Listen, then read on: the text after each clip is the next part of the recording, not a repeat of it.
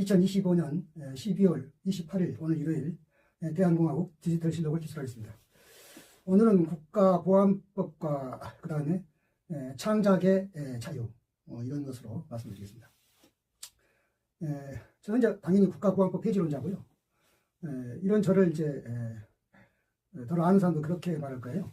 국가보안법 폐지 주장한 걸 보니까 당신이 아주 진보 좌파구나 이렇게 할 것 같은데, 저는 제가 태어나고 자란 환경은 전혀 보수적이고요. 왜 그러냐면 항상 제가 말하지만은 우리 집안은 6.25 인민재판으로 16명이 학살된 집안이기 때문에 아주 태생부터 보수 집안이고, 또 저는 어려서부터 그렇게 세뇌되어 왔고, 또는 저희가 학교 다닐 때는 학교에서도 마찬가지로 냉전 교육만 받았기 때문에 전혀 보수적일 수밖에 없는 그런 것인데, 그럼에도 불구하고 제가 이제 선교신학을 전공하고 공산권 선교를 목적으로 해서 기독교와 공산주의를 전공한 때부터 좀 중립적인, 그러니까 보수와 진보의 그 정도의 제가 포지션을 했던 말씀이에요. 그래도 이제 사람들은 저를 이제 진보라고 하죠. 그럼 이제 원조 진보가 되겠네요. 왜 그러냐면 그거는 거의 80년대 초의 이야기니까 그때 당시에는 뭐 보수 아니고 나머지는 그냥 다 빨갱이라고 말할 때니까 그 원조 진보라고 이렇게 말할 수 있겠는데, 그러니까 원조 진보라는 말은 그저 출연한 뭐 친노니 뭐 노사모니 무슨 문사고니 뭐 이런 거 지금은 또 뭐 개딸좀 이렇게 말하고 그러던데, 그런 진보가 아니고 아주 그들을 어떻게 보면은 길러낸 진보라고 해야 되니까 원조 진보가 되겠죠. 그러니까 저는 이를테면 노사모나 문사모처럼 한 정치인 개인을 추종하거나 우상화하는 그런 분위기는 좋아하지 않고, 진보는 제가 말하는 진보는 사실은 중도적인 것인데, 더불어 사는 사회, 그 다음에 신자유주의적인 그런 1대 99의 사회 말고 고루 잘 사는 사회가 이상 사회라고 생각해서 그것을 진보라고 말하는 그전 진보가 맞습니다. 그런데 이제 국가보안법이 우선 국가보안법의 효시는 1920년대에 일제가 그 당시에는 이제 가장 일제가 눈에 가시로 생각했던 세력이 독립운동 세력들인데, 그 중에서도 특히 사회주의 경향을 띤 거의 비타협적인 독립운동가들이 굉장히 거슬렸기 때문에 그들을 제거할 목적으로 치안유지법을 만들었어요.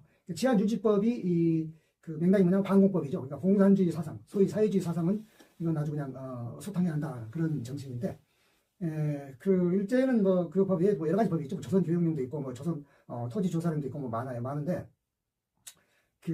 이제 우리나라가 해방되고 나서 대부분 일제의 법률들은 다 이렇게 바꿨어요.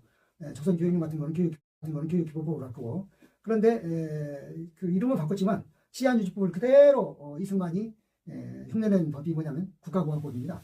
이름만 바뀌었지 사실은 똑같은 것인데요. 그래서 국가보안법은 빨갱이를 만드는 법이다 이렇게 말하면 되겠어요. 그러니까 뭔가 정적들을 제거하기 위해서 그 색깔으로 씌워야 되는데, 그러니까 없는 빨갱이를 만들어서라도 쉽게 말하면 제거해야 한다 이런 생각으로.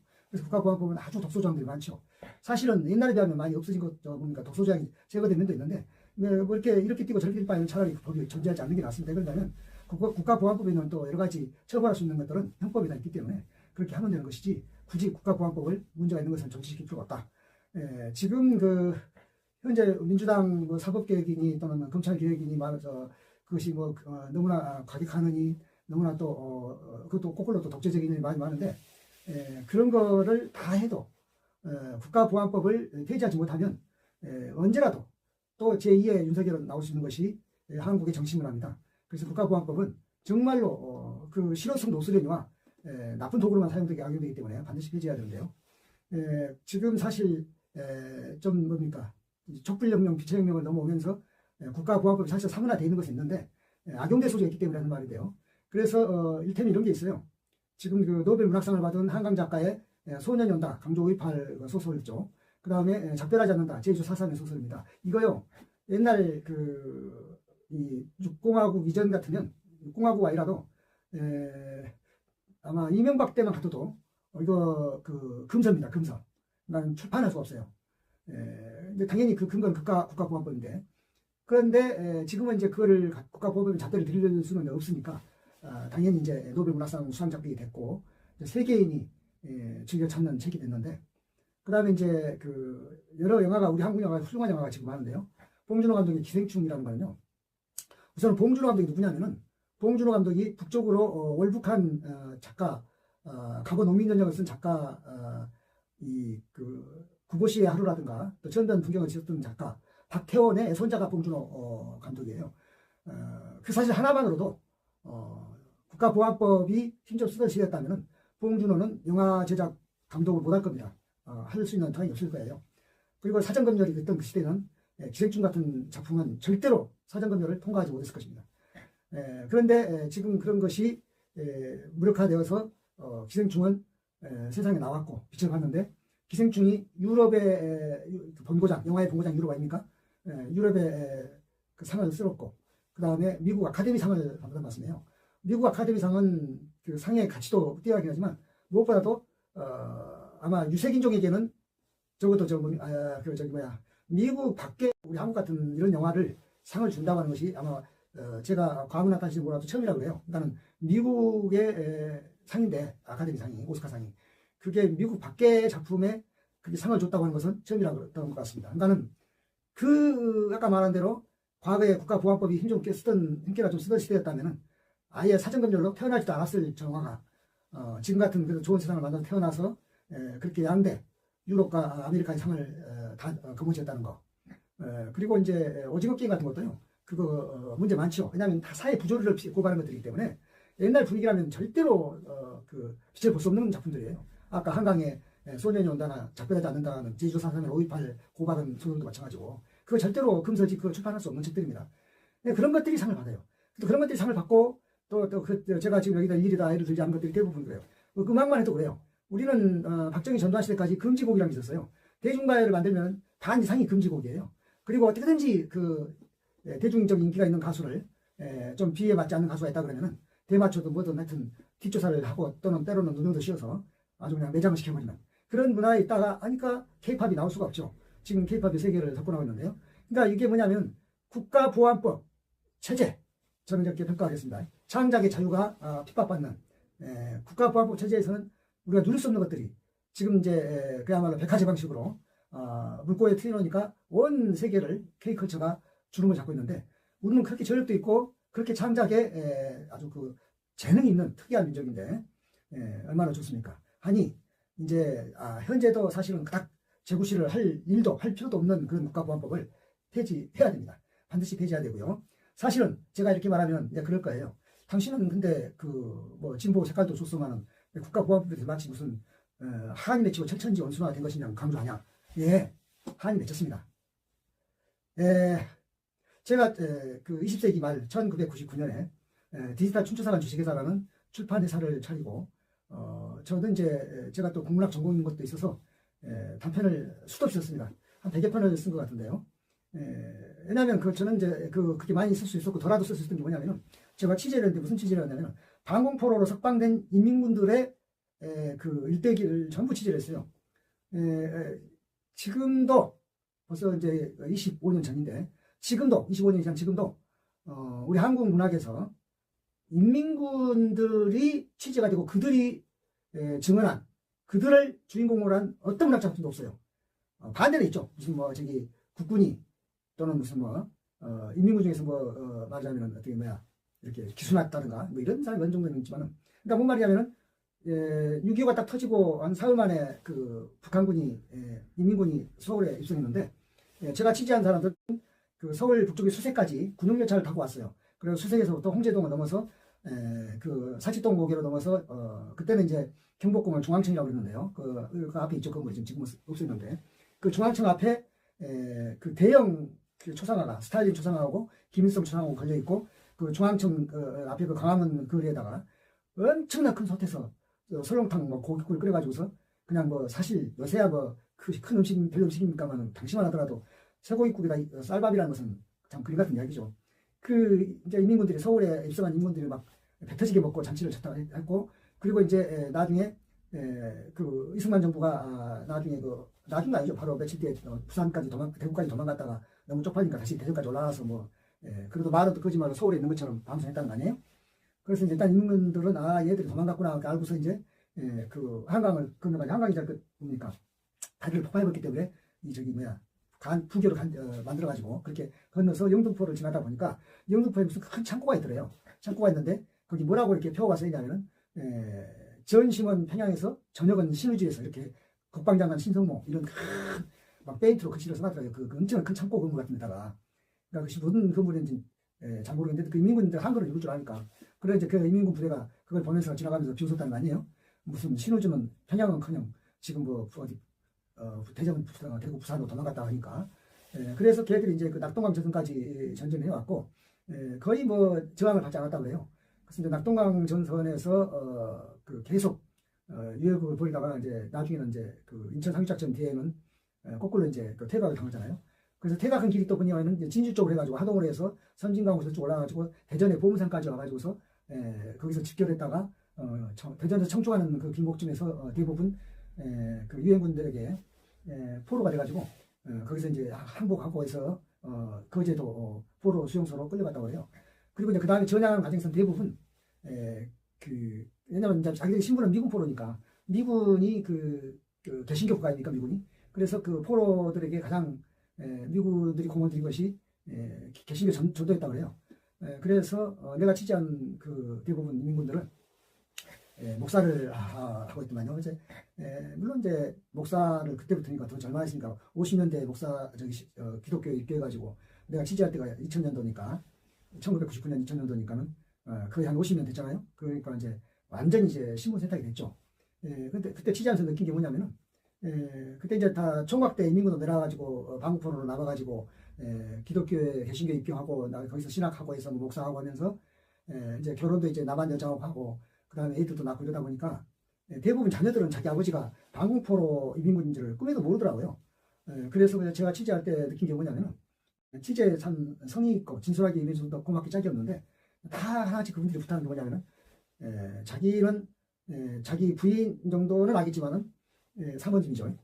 자녀들은 꿈에도 그렇게 무슨 방공포로 이민군이었다는 것을 모르고 그런 것을 또 설명할 일도 별로 없었고 더구나 이제 신도들 그걸 모른다 하니 이것을 뭡니까 다큐멘터리식으로 출판하면 안 된다. 당신이 무슨 작가라고 하니까 차라리 그 역사 소설이라든가 어떤 그런 소설적 기법으로 활용하는 것은 좋겠지만 절대로 자기 신분이 눈치채이게 그렇게 출판되는 것은 옳지 않고 그렇게 할 것이면 절대로 자기가 인정하지 않겠다. 뭐 그런 말도 있어서 나도 당연히 약속이고 그래서 이제 쓸 게 얼마나 많아요. 생각해봐요. 한두 명도 아니고 그 사람들이 처음 올라오면서 계속 그 후퇴하면서 자기들이 모여가지고서 그 인민군들은 뭐 정치 회의를 하더만요.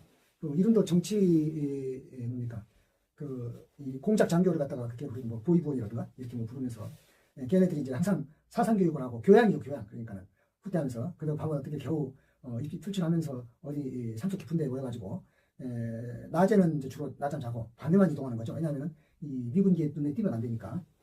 그런데 그 과정이 길기도 하고 그 다음에 거기 엄청난 스토리들이 있어요. 얼마나 그 생각해보서 얼마나 그랬어요. 뭐 어디 산사에 들어가서 이제 어느 절인지도 모르지만 절이 이제 가장 가보면은 대부분 많은 인민군들이 이제 그냥 청원 들었으니까 절의 종들도 이렇게 특별하게 대들거나 그런 것 없이 그것도 이제 인도적인 목적에서 뭐 밥 얻어 먹자는데 그래서 뭐 절의 의타에서 이제 더러는 불교에 대해서 심취하는 친구들도 있고 그랬다고 그러는데 그런 과정들 그리고 이제 갑자기 은신처가 이제 대통령 같으면은 막 부랴부랴 이제 떼지어서 어디로 피신해야 되는 과정들 이런 것들 이야기가 아주 그냥 수두룩해요. 그래서 제가 굉장히 많은 작품을 써냈습니다. 그래서 뭐 그 당시 뭐 신춘문예 이런 것들은 아주 그냥 큰 신문 작은 신문 할 것 없이 다 쓸었고 하여튼 어마어마하게 쓸었는데 자우전 제가 확인할 게 없으나 단 한 건도 평단에 입자서에 올라가 주질 않았어요. 그때 제가 느낀 게 뭐냐면 그때만 해도 이제 그 김대중, 김정일 그 평양 회담이 있어가지고 상당히 그 대탕트 화해 무드였거든요. 그래도 그거 안 되더라고요. 그리고 그 방공포로 석방된 목사들이 자기들 그 네트워크 있더만요. 그리고 여전히 그 중앙정보부 지금 같은 국정원이죠. 그렇게 이제 커넥션도 있고 해가지고 왜냐하면 자기들이 또 그 방공 강연도 하고 이렇게 돌아다녔기 때문에 내가 쓰고 있는 그런 근데 사실 지금 생각해 보면은 그 한강에 제주 4.3을 쓴 작별하지 않는다 이런 것보다도 훨씬 더 옹골한 것인데 그럼에도 불구하고 평단을 전혀 주목을 끌지를 못했어요. 전부 다 아마 쓰레기통에 처박혔을 것이에요. 그러니까 제가 국가보안법 제재라는 것, 이것이 얼마나 그 자기검열을 강요하고 그 다음에 창작 의혹을 꺾고 하는 것이냐. 지금 한강 작가는 어떻게 보면 젊은 세대니까 시절을 잘 만나서 노벨 문학상도 받고 합니다만, 한강 작가 이전에 뭐 조정래 작가라든가 이런 분들 태백산맥 써가지고요. 태백산맥 거기 보면은 형하고 동생, 형은 뭐 동경 유학생이어서 사회주의를 이론적으로 알고 있는 지식인인데, 동생은 이제 형이 이제 유학할 때 이제 집에서 부모들하고 농사를 지어가지고 학비 보태주고 해서 그냥 무지랭이죠. 배운 것도 없고. 그런데 이제 그 쉽게 말하면 이제 우익이죠. 그 뭡니까 냉전 때 그 형제간 대화 중에서 형이 이제 사회주의 이상사회라는 그런 내용으로 이야기를 하는데, 그게 이제 쉽게 말하면 보수 단체들의 그 미운털이 박혀가지고 조정래 작가가 아마 태백산맥을 써가지고서 재판에 시달린 게 아마 수십 년 될 겁니다. 그 한 작가를 그렇게 괴롭혔는데, 그렇게 하면 어떻게 되겠어요? 조정래 아닌 다른 작가들도 이제 구경하고서 아 이거 나도 저렇게 쓰면 안 되겠구나. 그래서 이제 자기검열하는 것이고, 그러니까 이제 맨날 이제 쓸만하게 없는 거죠. 영화도 그렇죠. 영화도 만약에 그런 식으로 그러니까 코에 걸면 코골이고 귀에 걸면 귀걸이라고 사회주의를 위하했다 이렇게 해버리면 말이 되니까, 그러면 어떻게 하겠습니까? 근데 그런 거 못 쓰니까 맨날 영화가 연애하고 도둑질하는 것만 섹스하고 이런 것만 하는 거죠. 왜? 그런 것은 별로 디테일이 없거든요. 맨날 무슨 좀 이념적이다 뭐다 그러면은 괴롭히는 잣대로 하고 아예 검열도 통과를 안 시켜줘. 그때는 또 사전인 검열제도 아니었어요? 아예 태어나지 못해 비춰볼 수가 없어요. 작품이 그대로 쓰레기통에 박힌 거죠. 그러니까 기생충 같은 작품이 나올 수가 없죠. 기생충이 옛날 나왔으면 나왔겠냐고요. 그게 빈부격차. 오죽하면 그 반지하라는 게요, 한국에만 있는 거라고 그래요. 그래서 외국에서는 그 번역할 방법이 없어가지고 그냥 반지하라고 말한대요. 왜냐하면 김치를 뭐 특별히 번역할 방법이 없어가지고 그냥 김치라고 말한 것처럼, 또 우리나라 화병도 그 번역할 수 없어서 그냥 화병으로 영어 이렇게 알파벳 써고 한다 하잖아요. 그러니까 그 반지하라고 그러는데, 그게 옛날 그 검열 잣대로 말하면 뭡니까? 사회적인 양극화라든가 이런 것을 갖다가 위화감을 조성하고 뭐 이런다고 했을 거 아니에요. 그러니까 국가보안법을 제가 폐지한다고 뭐 손을 베치는 것이 저한테 이렇게 한이 맺힌 듯 무슨 철천지원수가 된 것이냐 말하냐고 한다라면 뭐 그럴지도 모르겠어요. 저는 그렇게 들어도 좋고. 근데 이거는 어쨌거나 그거 없어져야 됩니다. 국가보안법 폐지 못하면요, 이재명 개혁 뭐 다 잘하고, 심지어는 이재명 5년 임기가 오히려 취임 때보다도 떠날 때 뭐 이재명 대통령 그 희망대로 더 지지율이 높다 손치더라도 다시 언제는 또 제2의 윤석열이 나올 수가 있습니다. 그래서 반국가단체 어쩌고 저쩌고 간에 뭐싹 방면하겠다는 둥, 뭐 소탕을 하겠다는 둥 있다 해서 나올 수 있는 거예요. 그러니까는 예전에게, 지금은 또 아까 말했잖아요. 실제로 국가보안법이 별로 이렇게 실효성도 있는 것도 아니라고. 근데 왜 그걸 두고 있죠? 두고 쓸 이유가 없어요. 그러니까 그 항상 실효성도 없는 그닥 쓸모없는 걸 놔뒀다가 괜히 어느 땐가는 또 어떤 못된 사람이 악용할 때는 그것이 무기가 되어버리는, 흉기가 되어버리는 그런 것은 없애야죠. 정말로 제가 말한 것을 많이 귀담아 듣고, 아까 말했듯이 저는 그것이 사실 한이 맺혔습니다. 저는 철저하게 작가로서의 몇십 년 그런 수고는 다 도로에 그쳤고, 미련은 없습니다. 제가 시대를 잘못 만났다니 좋겠고, 거기야 황석영 작가 같은 경우에는 황석영 작가가 그 월남전에 참전했거든요. 그래서 반전 소설을 썼는데 무기의 그늘이라는 그거를 국내에서 출판을 할 수가 없었어요. 그 당시에는 이제 전두환 시절이니까. 그래가지고 어디서 출판했냐면 일본 이하나미 문고 안판고에서 출판해줬어요. 근데요, 반전 소설 중에 노벨 문학상 중에 반전 소설이 몇 개나 있는지 아십니까? 굉장히 많아요. 누구를 위하여 종을리나 무기여 자리거나 무슨 내말게 개성문 서부전선 이상 없다, 전부 다 반전 소설이에요. 그렇게 훌륭한 소설들이 다 반전 소설인데, 무기여 자리거라는 베트남 전쟁을 무대로 한 역시 반전 소설이죠. 반전 평화 소설이라는 말씀이에요. 그러면 황석영 작가에게 노벨 문학상이 주어지는 것은 하나도 이상하지 않을 정도지만, 이제 그 작가가 나이가 이제 80대고, 그리고 황석영 작가는 그 실제로 또 옥고도 치렀어요. 물론 뭐 북한에 뭐 방문했다고 하는 것을 나중에 북한 방문 뭐 누구나 했지 않아요? 남북 대화가 진전될 때는 황석영 작가 할 때는 그 전이니까 방문했다고 하는 사실 하나만으로 집값을 톡톡하게 치렀는데, 그 얼마나 힘들었어요. 아까 조정래 소설 태백산맥이라든지 황석영 작가의 무기의 그늘이라든지, 그리고 황석영 작가가 뭐 선임이라는 소설도 썼는데, 그것은 이제 기독교와 공산주의라고 하는 서양에서 들어온 두 사조. 사실 기독교도 서양거고 공산주의도 서양거 아닙니까?